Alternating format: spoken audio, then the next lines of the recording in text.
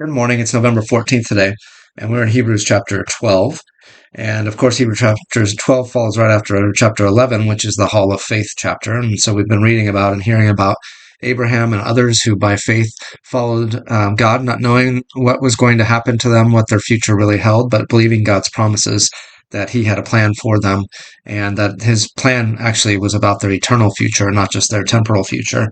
And so then chapter 12 turns that towards us and it says an application for us. Therefore, since we are surrounded by such a great cloud of witnesses, let us throw off everything that hinders and the sin that so easily entangles, and let us run with perseverance the race marked out for us.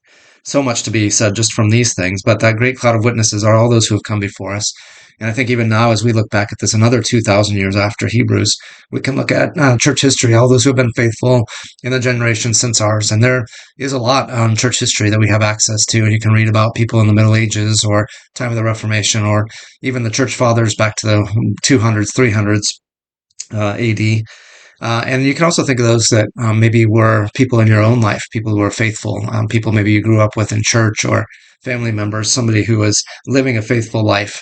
And what I love about this is that it says, let us run with perseverance the race marked out for us, right? It's each person has their own race marked out by God, a race of faith. And so we don't have to run the same race that Abraham ran or that any of these Gideon or Barak or Samson or Jephthah. Those aren't our races. We get our own individual race.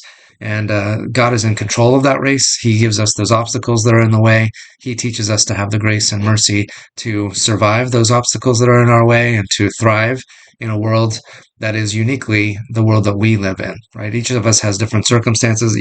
Each of us has different gifts and talents and abilities, things that we can steward in our lives.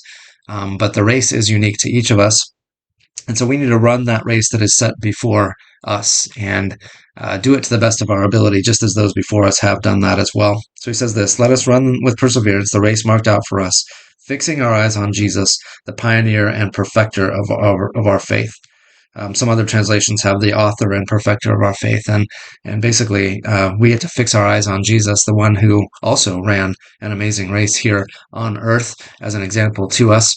And when we fix our eyes on him, that helps us to have that perspective that can help us to endure that race that is set before us. He gives us strength and courage and promises that are eternal and help us to run that race with endurance. So thank the Lord for that.